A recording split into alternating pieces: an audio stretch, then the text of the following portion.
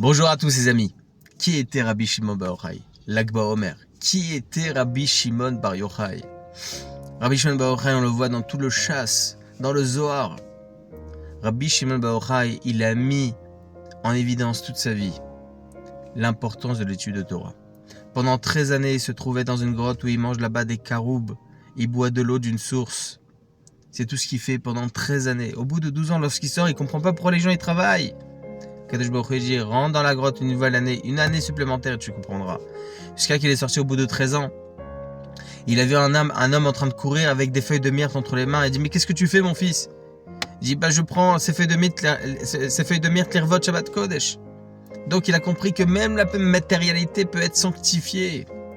La matérialité peut être sanctifiée, écoutez bien. C'est-à-dire que tout ce que l'on peut avoir dans ce monde, on peut le sanctifier. Rabbi Shimon lui-même enseigne dans les Pirkei Avot. Shlosha sha'achlu ve'en ba'em divrei Torah. 3 personnes qui sont en train de manger. Il n'y a pas de divrei Torah. Ki'ilu ochlim zivrei metim. C'est comme si qu'ils mangeaient de la charogne, chas de shalom. Alors que im yesh ba'em divrei Torah, s'il y a entre eux des divrei Torah, des paroles de Torah, ki'ilu achlu al shulchano shel makom. C'est comme si qu'ils mangeaient sur le misbéach. Vous vous rendez compte? Là, on rapportait le korbanot pour Akadosh Baruch Hu. Imaginez-vous la personne en plein lafa. D'accord? Il y a écrit comme ça. Hein? Zman achila kishad melchama. Au moment où on mange, c'est comme si c'est un moment de guerre. Le gars, il a son lafa comme ça. Il a bien rentré son nez et sa bouche à l'intérieur. Il sort comme ça. Il a de la trina plein le nez. Et là, on lui dit, arrête-toi un instant. Fais une petite halakha. Est-ce que c'est naturel? C'est pas naturel. L'homme, il a envie de manger, il continue à manger, il est en plein kiff. On lui dit, arrête-toi 2 minutes. Petite halakha, une petite étude de Torah. Kielo ochlim al shulchano shel makom. C'est comme si on mangeait sur le misbéach.